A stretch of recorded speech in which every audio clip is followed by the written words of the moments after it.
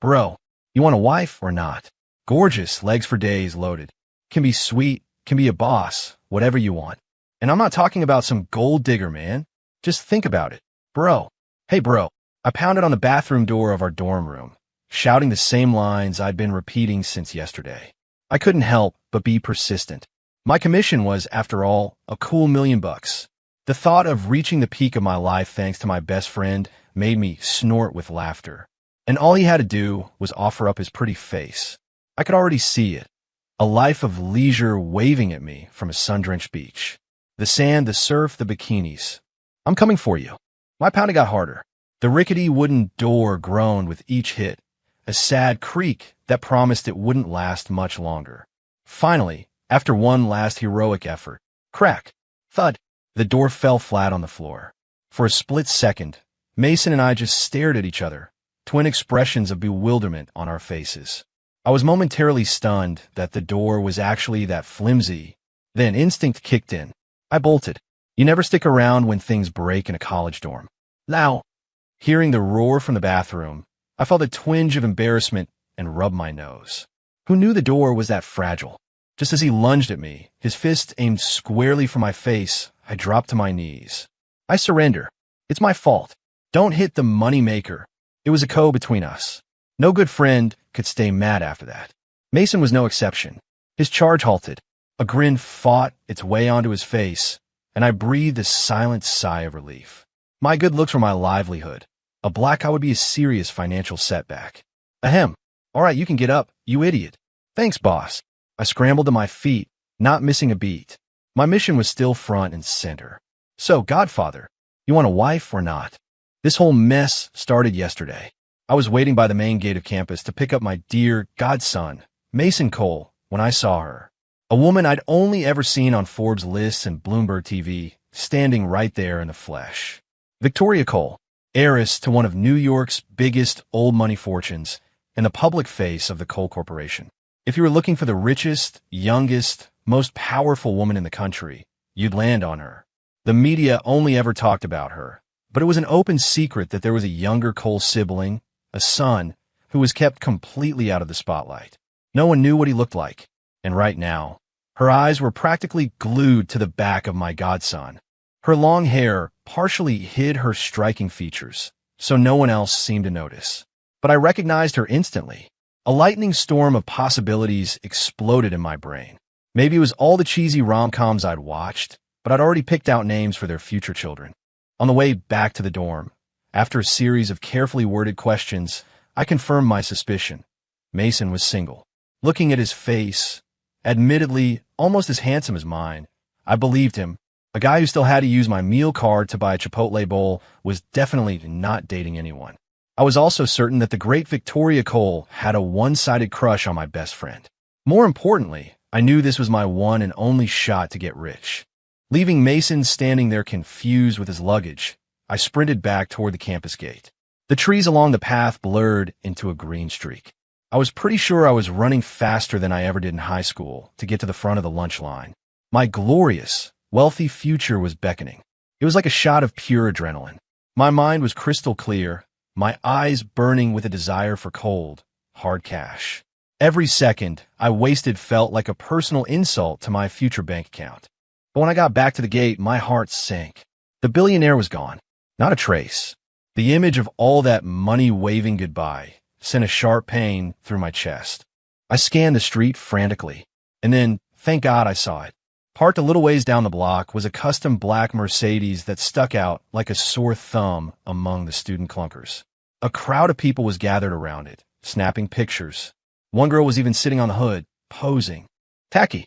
So tacky, I muttered, shaking my head. What's the point of taking a picture? The real power move is to win over the owner. These people had no strategy. I sighed at their foolishness. If the car was here, she couldn't be far. My eyes landed on a cafe across the street. What does a high-powered CEO drink? An extra shot iced Americano, obviously. The only thing bitter enough to match her hustle.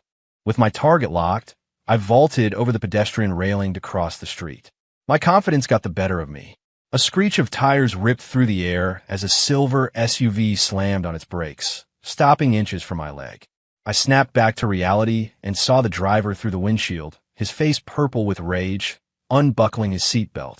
He was about to get out and rearrange my face. I had to act fast. I darted his door and pressed my whole body against it, holding it shut. When he couldn't open it, he rolled down the window. Before he could unleash a torrent of New York's finest profanities, I pressed my palms together and bowed my head. Sir, I yelled. Total idiot here. My fault. Let me just get across. I could literally see the anger drain from his face, replaced by pure confusion. It was my chance. I took off, glancing back just in time to see him shake his head, mutter a few curses, and drive away. He didn't follow.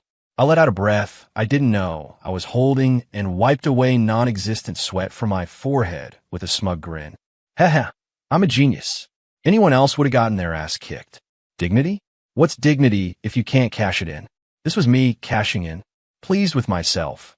I paused to fix my hair in the reflection of a tinted window on the street. It was, after all, a meeting that would determine the course of the rest of my life. I had to look sharp. Little did I know it was a one-way mirror. The very person I was looking for was sitting on the other side, watching the whole ridiculous episode, tried her best not to laugh out loud. I took a deep breath in front of the cafe, calmed my racing heart, and walked inside. The place was surprisingly empty, which meant I saw her immediately. She was sitting at a window table, sipping her coffee alone. Even with the oversized sunglasses, there was no mistaking her. In that moment, I finally understood that old saying. The one who captures your heart at first sight is the one you can always find in a crowd. Suppressing a wave of giddy excitement, I walked over and sat down directly across from her. She frowned, clearly annoyed by the intrusion. Victoria Cole was, in fact, both confused and irritated. While the little spectacle outside had amused her, she didn't appreciate strangers invading her personal space. She was about to wave over her bodyguards to have me removed. But then she saw me pull out my phone and slide it across the table, a picture of Mason displayed on the screen. The motion to her security team stopped. Her expression shifted from annoyance to intrigue. Seeing the change, I relaxed. Looks like I guessed right. I casually glanced behind her. A couple of huge guys in suits were pretending to drink lattes, but their attention was locked on our table. I cleared my throat and plastered on my most charming, sycophantic smile. Ma'am, I'm Mason's best friend. I saw you at the gate earlier, and I was starstruck. Even with your hair covering your face, I knew in that one glance that you were the most beautiful woman in the world. I was about to launch into a whole speech when her voice, smooth as silk, cut me off. Get to the point, kid. What do you want? She took a delicate sip of her coffee. I could hear the amusement in her tone. See? I thought smugly. No woman can resist a good compliment. I didn't let my triumph show. I leaned forward conspiratorially, gesturing for her to lean in too. As she did, her eyes filled with curiosity, I finally delivered my pitch. Ma'am, I can help you win the man of your dreams. The moment the words left my mouth, she choked, spraying a mouthful of iced coffee directly into my face.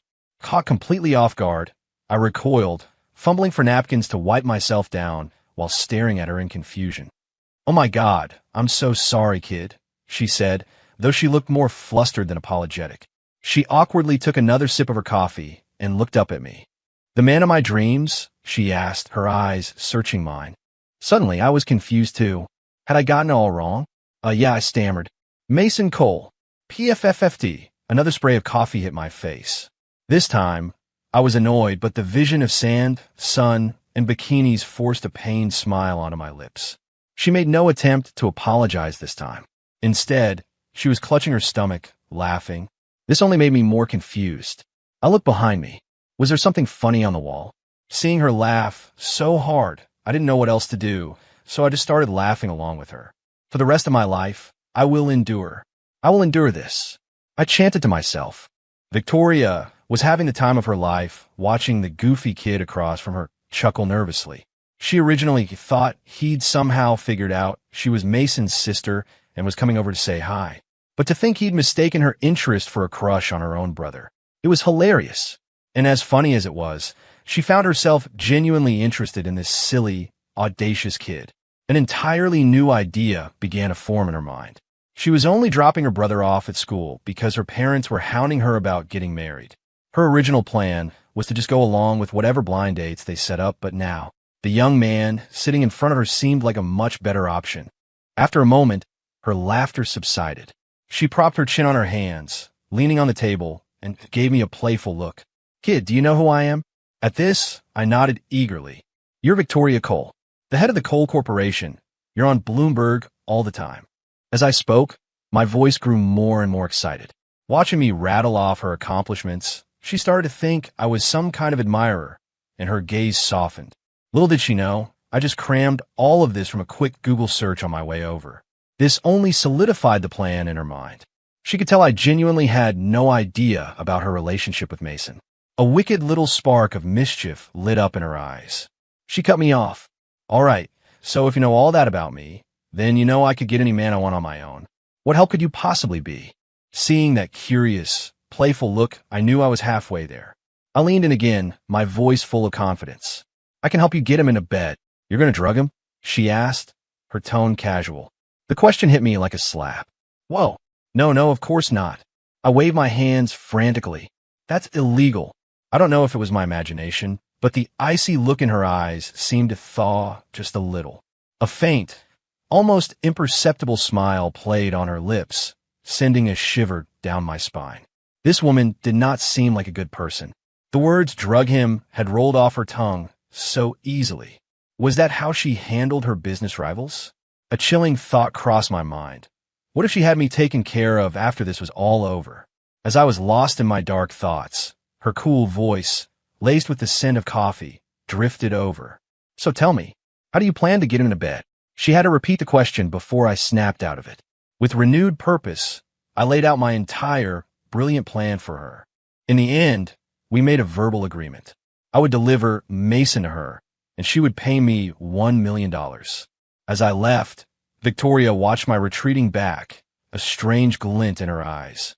She mumbled to herself under her breath. Drugging him doesn't sound so bad, actually.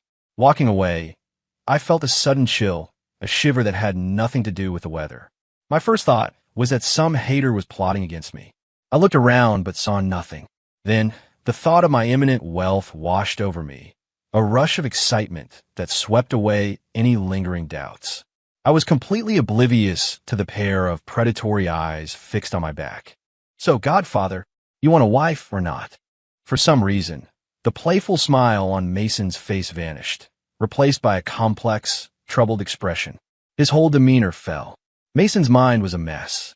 He couldn't figure out why his own sister had suddenly taken an interest in his roommate. He racked his brain. He was sure he'd never introduced Leo to Victoria. The thought of one day having to call this insurance salesman wannabe brother-in-law made him cringe. He'd already taken her money, sure, but something about it just felt wrong. But then he remembered his monthly allowance was still firmly in his sister's control, not to mention the nice little bonus she'd promised him. He had to go along with the plan. He thought about the miserable future that awaited his best friend and guiltily raised a hand, about to say something to warn him. But a flash of his sister's ice-cold glare appeared in his mind's eye, and his hand dropped limply to his side. Seeing him hesitate, I was getting antsy.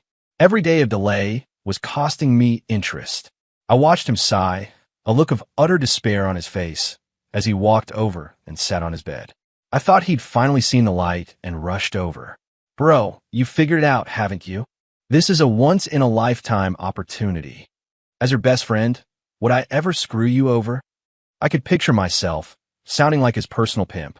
But ever since I'd gotten back yesterday, he'd just been giving me this weird look, a mix of anger, amusement, and mostly resignation. My pep talk wasn't changing a thing.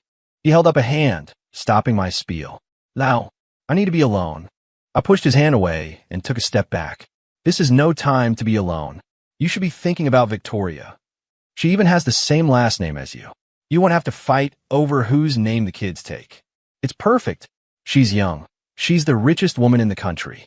You can skip like 30 years of struggling. Mason, think about it. If you're with her, you won't have to use my meal card for Chipotle anymore.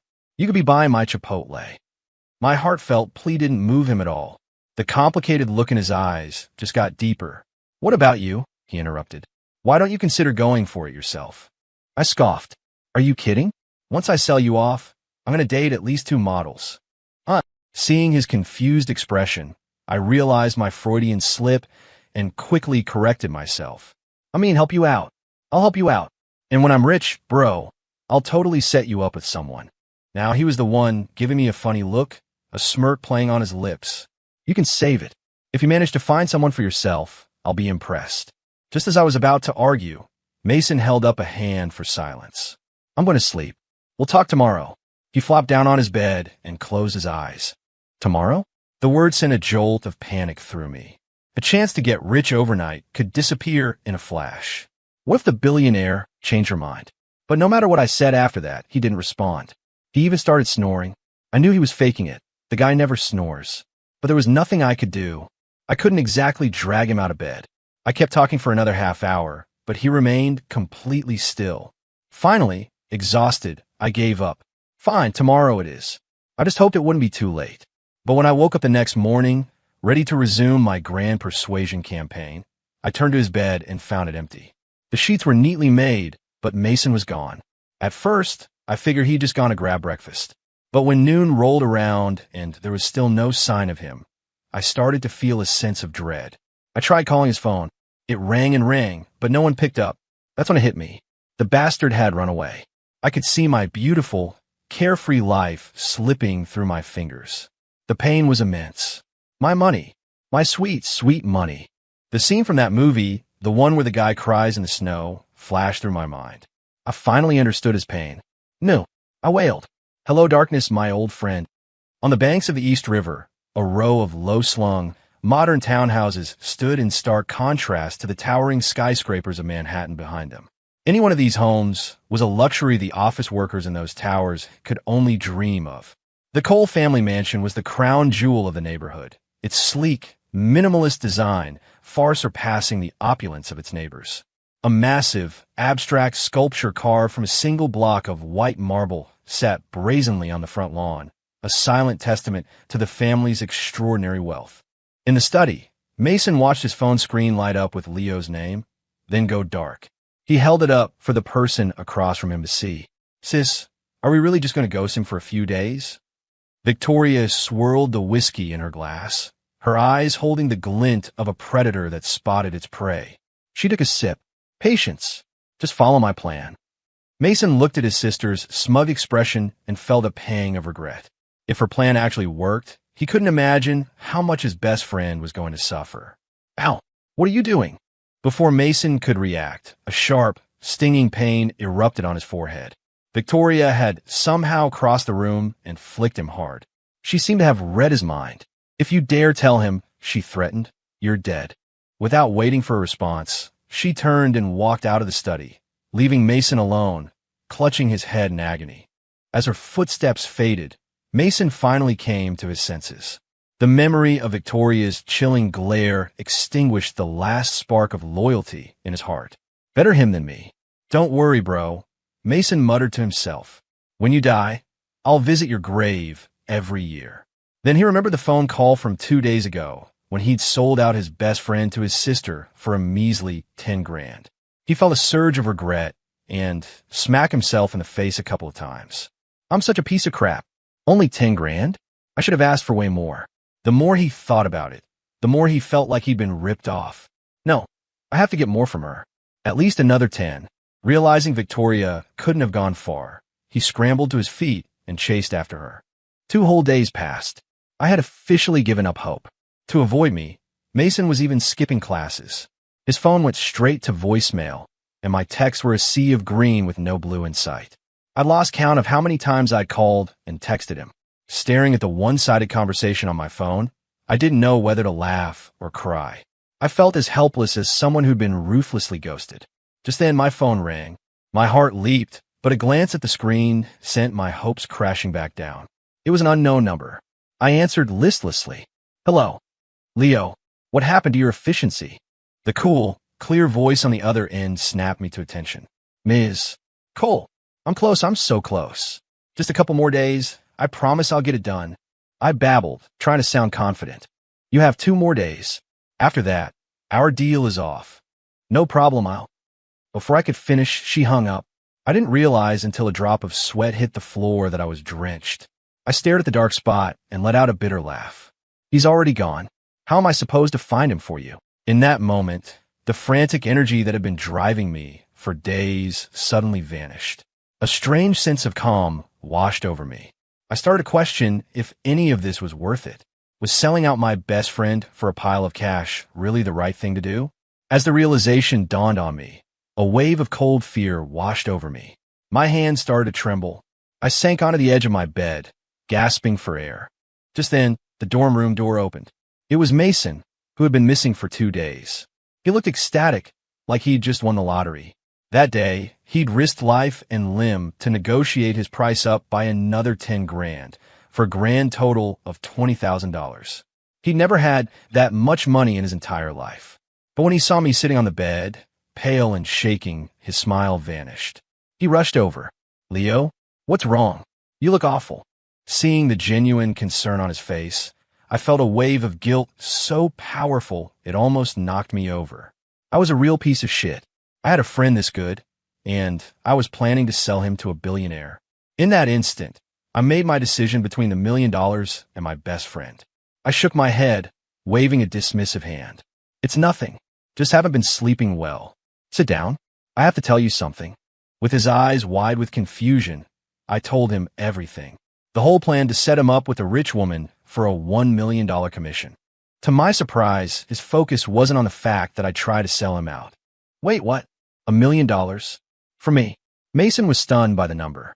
He knew I was getting paid, but he had no idea it was that much. That son of a bitch. He dared to ask for $1 million, and I was begging for scraps. It all made sense now. The look of disdain on his sister's face when he'd named his price. His measly 20 grand wasn't even a rounding error on Leo's commission. In that moment, the last shred of guilt he felt completely evaporated. He put on a show of being magnanimous. "Dude, it's fine. No big deal. It's not like I actually went through with it, right?" Seeing how easily he forgave me, my own guilt reached an all-time high. I gritted my teeth. "To show you how sorry I am, forget about all the money you owe me. And tonight, we're going to karaoke bar. My treat. It's my apology." Mason's eyes lit up. This was a double win. And then he thought about the karaoke bar. This was the perfect opportunity. He pretended to take a call, stepping out into the hallway to dial Victoria's number. In a quiet corner of the dorm, Mason looked around to make sure no one was listening, then whispered into his phone, "Sis, Leo told me everything. He's probably going to call you to cancel the deal. But he's taking me to a karaoke bar tonight. I think this is our chance." Victoria, sitting in her corner office, listened with mild interest. She was a little surprised that Leo was backing out, but when she heard the rest, she realized her brother was now firmly on her side. "Oh," she said, her voice dripping with amusement. "What kind of chance? We can drug him. Get it over within one night. You know, seal the deal. Based on what I know about him, he's the type who would feel obligated to take responsibility. It'd save a lot of time and solve the whole mom and dad want you to get married problem, right?" Victoria knew all this, of course, but she was more curious about what had made her brother flip so completely. "I'm curious, Mason," she purred. "What made you so eager to help? That bastard was going to get $1 million. I only asked for a few thousand." Victoria immediately understood. "Fine," she said. "Send me the address. If it works, I'll give you another 5 grand. Meanwhile, I was still debating whether to call the billionaire. The thought of angering her was terrifying. She probably had people who could make me disappear. As I sat there, clutching my phone in a state of anxiety, it suddenly rang. I nearly jumped out of my skin. When I saw the caller ID, my blood ran cold. It was her. I took a deep breath, composed myself, and put on my best groveling voice. I was about to speak, but she beat me to it. "The deal is off." With that, she hung up. When I tried to call back, it went straight to voicemail. If it hadn't been for her signature Ice Queen voice, I would have thought I'd imagined it. I put down the phone and let out a huge sigh of relief. The biggest problem was solved. From now on, I would just live my normal life. Getting rich overnight was just a fantasy. By the time Mason got back to the room, it was early evening. He was beaming. "Did you win a lottery or something?" I asked, laughing. He cleared his throat, trying to compose himself. No. Then, as if remembering something, he added, "But close." I was about to ask for details, but he cut me off. "Come on, aren't we going to karaoke?" I just shook my head with a wry smile and let it go. Standing in front of the karaoke lounge, I hesitated. The place was bathed in neon light, and 2 rows of bouncers in sharp suits stood guard at the entrance. "Are you sure I can afford this place?" I asked, looking back at Mason. He just laughed and pushed me forward. "Don't worry, I have a coupon. 80% off. Let's go, let's go." I let him shove me inside. As I gawked at the massive video screens and lavish decor, I didn't see the 2 bouncers at the end of the line give Mason a subtle nod from behind my back. Mason's heart soared. He'd spent the entire day helping his sister buy this place. Every single employee, from the bartenders to the security, was a Cole family servant or bodyguard. And the drinks, well, they've been tampered with. Inside, the place was overwhelming. A giant screen displayed stunning visuals, and the music was deafening. Even though it was still early, the dance floor and bar were packed. "A single drink in here must cost a fortune," I said nervously. "Maybe we should go somewhere else?" "It's not expensive. After the discount, this whole cart is only like $50. I turned to see him pushing a full-size service cart behind me, loaded with all kinds of liquor bottles. "Where did all this come from?" I asked, bewildered. I'd only looked away for a second. Mason, realizing the flaw in his story, just laughed it off. "The bar was empty, so I just ordered everything. Our private room is this way. Come on, don't just stand there." I didn't question it. I followed him down a long corridor to the very last room. The Inferno Suite? What kind of name is that for a room? I read the carved wooden sign on the door. "It's the cheapest room they have," Mason explained. "The names aren't as classy as the expensive ones." That seemed plausible enough. But when I stepped inside, the level of luxury was still beyond anything I'd imagined. "You're sure this is the cheapest room?" I asked, looking at him suspiciously. He nodded, and I finally accepted it. I'd never been to a place like this. If this was the cheapest, what did the most expensive room look like? "Here, drink up," Mason said, handing me a bottle from the cart. He grabbed an identical one for himself and took a big swig, then looked at me expectantly. I took the bottle without a second thought and took a drink. But the taste was off. I swallowed, frowning. "This tastes weird," I said. Mason, seeing that I'd drunk it, was ecstatic. "Nah, it's fine. That's just how this brand tastes. You'll get used to it." I was about to put it down when he added casually, "You know, that bottle is $100 without the coupon." I ended up chugging the whole thing. After a few more bottles and a couple of off-key songs, my consciousness started to fade. The last thing I remembered was the room spinning. Mason saw me slump over and cautiously poked my cheek. No response. He let out a sigh of relief. He couldn't have kept drinking much longer. Even though he was drinking water, his bladder was at its limit. Thank God he'd marked the bottles beforehand. He'd hate to have mixed them up. It wasn't a knockout drug, but it was a potent aphrodisiac. He waited a few minutes, then pulled out his phone and sent a text to Victoria. She arrived shortly after. Seeing my face flushed red like a cooked lobster, she looked at Mason quizzically. He understood her unspoken question. "I didn't drug him," he explained. "Just spiked his drink with something extra." Victoria nodded and motioned for her men to carry me out. Mason, seeing that his sister was about to leave without paying him, cleared his throat and started rubbing his thumb and index finger together. Victoria knew exactly what he meant. She transferred the money with a tap on her phone, gave a little wave, and had her men escort me away. Watching his bank balance jump from 3 digits to 6, Mason looked at my unconscious form being carried away and said, "I'll be sure to thank you." Brother-in-law. Guilt? Not a chance. Only when the money was in his account did he realize how sweet it was to sell his best friend to a billionaire, especially when that billionaire was his own sister. Keep it in the family, right? The next morning, I rubbed my eyes. The room was completely unfamiliar, nothing like my dorm. A jolt of panic shot through me, and my brain instantly went into overdrive. Kidnapped, robbed, assaulted. The words screamed in my head. I stiffly turned my head to the other side of the bed. Sure enough, there was a lump under the covers. There was someone else here. I took a deep breath.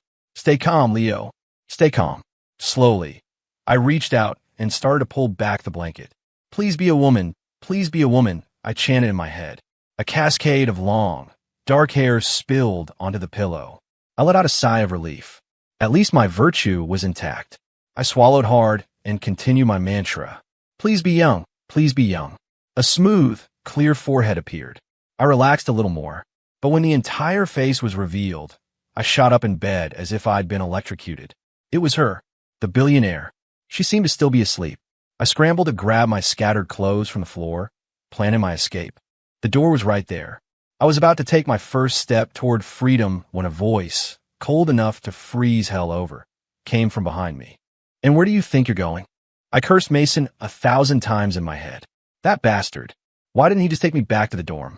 Right now, Mason was at home, sleeping soundly, cuddling several stacks of cash, completely unaware of the waking nightmare his best friend was currently facing. "Morning, Ms. Cole," I said, turning around with a stiff, pained smile. She rose from the bed without a shred of self-consciousness and started walking toward me. I quickly squeezed my eyes shut. Who knew what the punishment was for seeing something I wasn't supposed to see? "Open your eyes." I didn't dare. She repeated herself, her voice sharper this time. I said, "Open your eyes." When a woman that powerful gives you an order, you obey. I opened my eyes. A face so beautiful it was breathtaking was inches from mine. I swallowed hard and took a step back. That's when I noticed she'd already gotten dressed. Her clothes hugged a figure that was damn near perfect. A wave of dread washed over me as my body began to betray me. I clutched my bundle of clothes to my stomach, trying to hide my embarrassing predicament. Victoria seemed to notice. A sly, knowing smile spread across her face. She reached out and traced a finger lightly down my cheek. She gave me a look that was pure temptation. "Get dressed," she said. "I'll wait for you outside." Then she was gone, leaving me standing there, my world completely upended. That one look had said nothing and everything all at once. What could I do? It's not like I could run. After I got dressed, I found her outside, sipping a coffee. She looked me up and down, a critical, appraising gaze that made me squirm. After what felt like an eternity, her inspection finally ended. "You have your ID?" I didn't know what she was planning, but I nodded meekly. "Come with me." She didn't wait for an answer, just started walking. I followed behind her in a daze. Before I knew it, we were standing in front of City Hall. Seeing the official seal on the grand entrance, I finally snapped out of my stupor. "What are we doing here?" "Getting married, of course," she said, looking at me like I was an idiot. My eyes went wide. Seeing my reaction, Victoria seemed to think I was refusing. Her expression turned to ice. "You're not going to take responsibility?" My face flushed red. I'd seen the telltale spot of red on the sheets that morning. I knew it had been her first time. "No, it's not that. It's just, this is so fast. It's not that I don't want to." Hearing this, her expression softened. "We can talk about everything else later. Today, we'll get in a license." Fearing I might still back out, she grabbed my hand and pulled me straight to the counter. And just like that, I got married. Staring at the bright red marriage certificate in my hand, I couldn't believe it was real. I had married the billionaire. I didn't even remember signing my name. After we were official, Victoria took me straight to her family's mansion. To my complete shock, her parents didn't seem to have any objection to our flash wedding. They were incredibly warm and welcoming, as if they'd been expecting me all along. That night, after meeting her parents, I received my commission. Only this time, I wasn't selling my best friend. I was selling myself. Well, when in Rome. This was just another way to achieve my dream of a rich and glorious life. The bikini part of the dream, however, was probably off the table for good. I never thought I'd start out trying to sell my friend to a rich woman only to end up being her trophy husband. Looking at the woman sleeping soundly beside me, I thought for the first time that maybe this life wasn't so bad after all. I remember my doctor once telling me my stomach was weak and I could only handle soft food. I guess this is what he meant. The wedding was 10 days after we got the license. I was still trying to figure out how to invite my best friend when I saw him there at the ceremony. After it was over, I walked over to him, excited to talk, when I noticed the corsage pinned to his chest. He saw me looking and tried to pull it off, but it was too late. I'd already seen the 2 words printed on it in elegant script, "Brother of the bride." In that one heart-stopping moment, everything clicked into place. I kept muttering their names over and over. Mason Cole. Victoria Cole. Then I lunged, tackling him to the ground. "You son of a bitch. You were the Cole heir this whole time, and you pretended to be broke for years. You knew she was your sister, and you never said a word." Another realization hit me like a ton of bricks. I grabbed her by the collar. That night at the karaoke bar, you and your sister set me up, didn't you? Seeing that I'd figured it all out, Mason started yelling for his sister. Victoria, help me. She just glanced over, gave a little shrug, and walked away. His last hope was gone. He confessed everything. What? You sold me out for a few $1,000s. I yelled, my eyes wide with disbelief. Mason had the decency to look ashamed. Our family has this weird philosophy, he mumbled. Raise the son poor, spoil the daughter. I've never really had much money of my own. That's why I was always borrowing from you. As he spoke, he actually started to cry. I didn't care. The money, I roared. Where is it? In my bank account. Transfer it to me. What? What do you mean, what? I smacked him on the forehead. Under the threat of further violence, he reluctantly transferred his ill-gotten gains to my account. I watched over his shoulder to make sure he did it. This is outrageous. A brother-in-law robbing his own brother-in-law, he wailed. I just walked away, ignoring his cries. The victors don't care about the whining of the defeated. But his punishment didn't end there. When Victoria and I had our first kid, Mason became our built-in nanny. He had to help raise the baby, and I made it a point to regularly borrow money from him. My best friend truly shot himself in the foot. He ended up working for me for life. And me? I got my sun, my sand, and the bikinis in my head. Leo, where are you looking? Honey, it's not my fault. This is a beach. There are women here. You're getting a flick on the forehead for that.